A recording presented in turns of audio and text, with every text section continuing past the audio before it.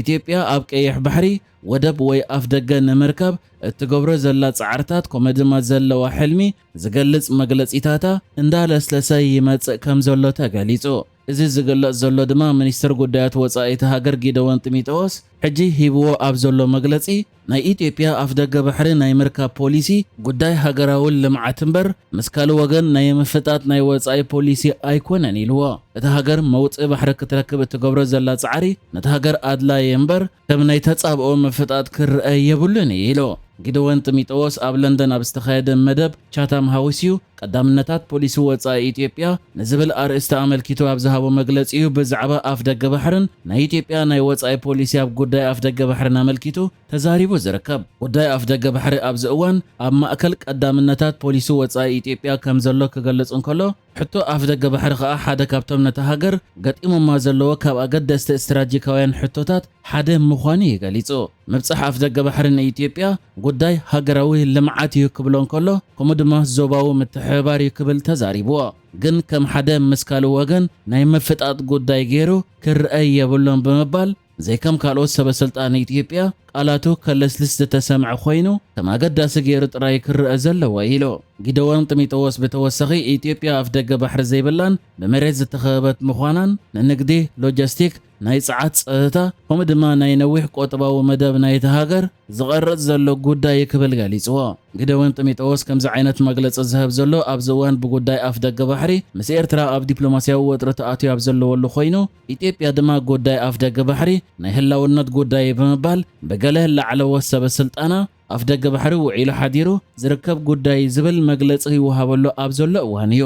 ብጀካዚ እውን ንዓሰብ ብዝምልከት ገለ ወተሃደራውያን ሰበስልጣን ኢትዮጵያ መግለጺ ሂቦም ዝፈልጡ ብምዃኖም እዚ ናይ ኣፍ ደገ ባሕሪ ጉዳይ ምስ ኤርትራ ኣብ ዲፕሎማስያዊ ውጥረት ጥራይ ዘይኮነ ኣብ ምፍጣጥ የእትዩ ኣብ ዘለወሉ እዋን እዩ።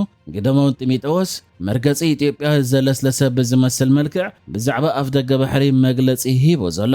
ይኹን እምበር ኣብዚ መግለጺኡ ጊደወን ጢሞቴዎስ ንኢትዮጵያ ጉዳይ ኣፍ ደገ ባሕሪ ስትራቴጂካዊ ጉዳይ ኮይኑ ይቕጽል ከም ዘሎን ንናይ መጻኢ ናይ ምዕባለን ዞባዊ ምትሕብባርን መደባታ ድማ ኣድላይ ጉዳይ ኮይኑ ይቕጽል ምህላው ይሓቢሩ። ብዛዕባ ኣፍ ደገ ባሕሪ ኣብ ዝሓለፈ ቀረባ መዓልትታት እውን ናይ ቀዳማይ ሚኒስትር ኢትዮጵያ ኣብይ ኣሕመድ ናይ ጸጥታ ኣማኻሪ ዝኾነ ቀና የደታ ኢትዮጵያ ኣፍ ደገ ባሕሪ ዘይብላ ምዃኑ ኣብ ምልክት ሕቶ ኣትዩ ምህላው ክገልጽ እንከሎ ነቲ ሃገር ከዓ ጉዳይ ኣፍ ደገ ባሕሪ ጉዳይ ልዑላውነት ከም ዝኾነን ንኢትዮጵያ ከዓ ኣፍ ደገ ባሕሪ ዘይምህላው ጎዲእዋ ምህላውን ተዛሪቡ ነይሩ እዩ። ብተወሳኺ ኢትዮጵያ ኣብ ኣፍ ደገ ባሕሪ ታሪኻውን ሕጋውን መሰል ኣለዋ ክብል ተዛሪቡ ነይሩ እዩ። ነዚ ተጻባኣይ ዝመስል ከምኡ ድማ ብወገነተን ኣፍ ደገ ባሕሪ ዘለወን ሃገራት በዓሎታ ተጠሚቱ ዘሎ መግለጺ ናይዚ ኣማኻሪ ስዒቡ እዩ። እዚ ሚኒስትር ወጻኢ ጉዳያት ኢትዮጵያ ዝኾነ ጊደወን ጢሞቴዎስ ልስልስ ብዝበለ መልክዕ ንጉዳይ ኣፍ ደገ ባሕሪ ኣመልኪቱ መግለጺ ክህብ ተሰሚዑ ዘሎ። መንግስቲ ኣሜሪካ ኣብ ልዕሊ ሰላም ይዘርግኡ ኣለዉ ዝበሎም ኣኽረርቲ ኢሉ ዝገለጾም ኣባላት ሕወሓት ከምኡ ድማ ኣባላት ስድራ ቤቶም ዘንበሮ እገዳ ሓላፍነት እቲ ኣብ ሰሜን ኢትዮጵያ ዝዓርግ ዘሎ ወጥሪ ኣብ ልዕሊ ብደብረጽዮን ገብረ ሚካኤል ዝምራሕ ደንበ ክወድቕ ዝወስድ ስጉምቲ እዩ ክብል ኣማኻሪ ቀዳማይ ሚኒስትር ኢትዮጵያ ኣብ ጉዳይ ቀርኒ ኣፍሪቃ ጌታቸው ረዳ ተዛሪቡ። እዚ ብተደጋጋሚ ንብደብረጽዮን ገብረ ሚካኤል ዝምራሕ ሕወሓት ክነቅፍ ዝረአን ብሓፈሻ ድማ ነቲ ኣብ ትግራይ ዘሎ ኩነታት ብሰንኪቲ ካብ ስልጣኑ ዝኣለዮ ናይ ሕወሓት ክንፊ ኢሉ ክዛረብ ስማዕ ጌታቸው እቲ እገዳ ሓላፍነት ኣብ ልዕሊቲ ዶክተር ደብረጽዮን ገብረ ሚካኤል ዝምራሕ ሕወሓት ክወድቕ ዝገብር ስጉምቲ ክብል ገሊጽዎ ኣሎ። ክፍሊ ጉዳያት ወጻኢ ኣሜሪካ ከም ዝከር ኣብ መንጎ መንግስቲ ኢትዮጵያን ሕወሓትን እናዓረገ ዝመጽእ ዘሎ ወጥሪ ንሰላምን ድሕነትን ሰሜን ኢትዮጵያ ብሓፈሻ ድማ እቲ ዞባ ዝዘርግ ግጭት ከልዕል ዝኽእል እዩ ብምባል ብሽም ንዘይጠቐሶም ኣኽረርቲ ኣባላት ሕወሓት ኢሉ ዝጠቐሶም ውልቀ ሰባትን ኣባላት ስድራ ቤቶምን ናይ ቪዛ እገዳ ክገብረሎም ወሲኑ ከም ዘሎ ክገልጽ እንከሎ እቲ ኣብ ክልል ትግራይ ዘሎ ቅልውላው ከዓ ፍታሕ ከይረክብ ዝሰርሑ ዘለዉ ወይ ድማ ተሓባበርቲ ዝኾኑ ውልቀ ሰባት ዕላማ ዝገበረ ኢሉ። እዚ ጉዳይ ዛጊት ብሕወሓት ዝተዋሃበ ርእይቶ የለን። ጌታቸው ረዳ ግን ንመንግስታዊ ማዕከን ዜና ኢትዮጵያ ኣብ ዝሃቦ መግለጺ እቲ እገዳ ባዕሉ ዘይኮነስ መንግስቲ ኣሜሪካ ሓላፍነት ኣብ ኢትዮጵያ እናዓበየ ዝኸይድ ዘሎ ወጥሪ ኣብ ደንበ ደብረጽዮን ዘቐምጥ እዩ ክብል ገሊጽዎ።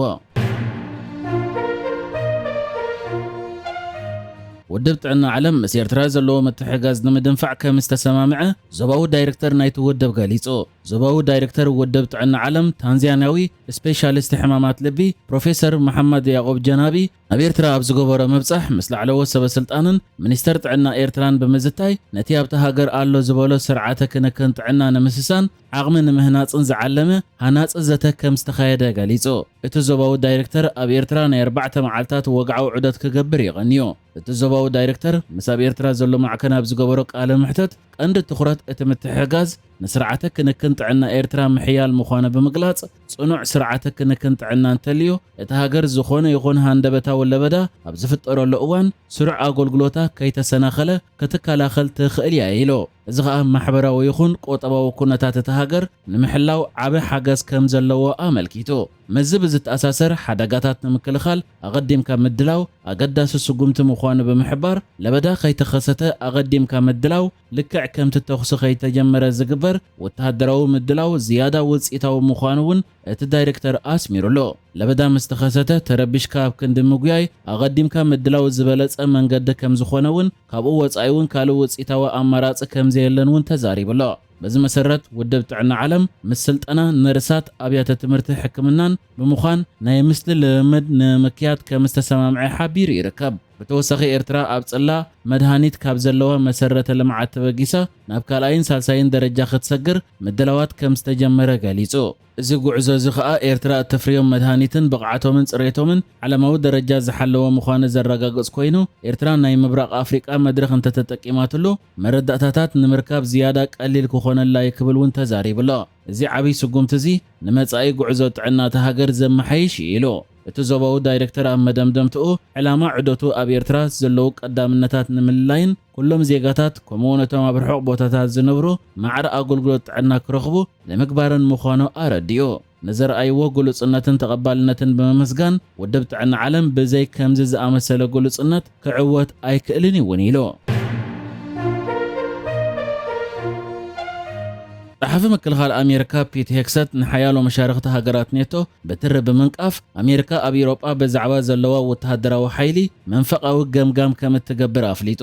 ኣብ ብራስለስ ኣብ ዝተኻየደ ኣኼባ ሚኒስተራት ኔቶ ኣብ ዘስምዖ ቃል እዚ ገለ ሃገራት ዘይሓልፍኦ ገሊአን ድማ ብሉፅ ውፅኢት ዘመዝገባሉ ገምጋም እዩ ብምባል ነተን ኣብ ኔቶ ብናፃ ክጥቀማ ዝጸንሓ መሻርክቲ ሃገራት ፈልዩ ብምጥቃስ ነቒፉሎ።